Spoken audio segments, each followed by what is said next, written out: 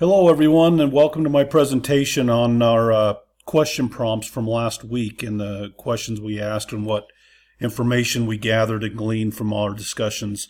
Of course, I posted my 3 questions, and they were about is it important to learn things that are non-spiritual in this life? And is it worthwhile to learn things that we don't deem pertinent to our salvation? And then also, what can we do to make our study important and valuable to us? But the question I really chose to focus on is it worthwhile to learn and study about non-spiritual things, since Elder Bednar teaches us in chapter 2 that spiritual learning is the most important learning of all.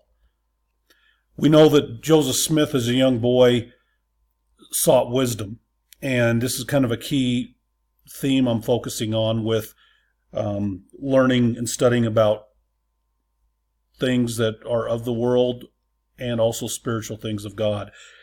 And in James he read, "If any of you lack wisdom, let him ask of God that giveth all men liberally." And we know from there that initiated the restoration. We also know that wisdom is more than just knowledge. In James 3 we read that wisdom is from above, is first pure, peaceable, and gentle, and full of mercy and good fruits. And it's a body of knowledge of all the doctrines and principles that we learn during our lifetime. And wisdom comes from God and brings peace. And we also can learn different things through our faith and our obedience. In 1992, when President Nelson was an apostle, he did a talk in conference, and he talked about that our Creator expects His children everywhere to educate themselves. And the Lord issued this commandment: "Seek ye diligently and teach one another words of wisdom. Yea, seek ye out of the best books words of wisdom. Seek learning even by study and also by faith." And for me, this means that, of course, we should seek spiritual things, gospel things, eternal principles, but we also should be lifelong learners, and all the apostles have taught us to learn different things, different topics: math, science, history, how to increase our talents. And there's so many things we can learn, and we can take this knowledge with us into the next life.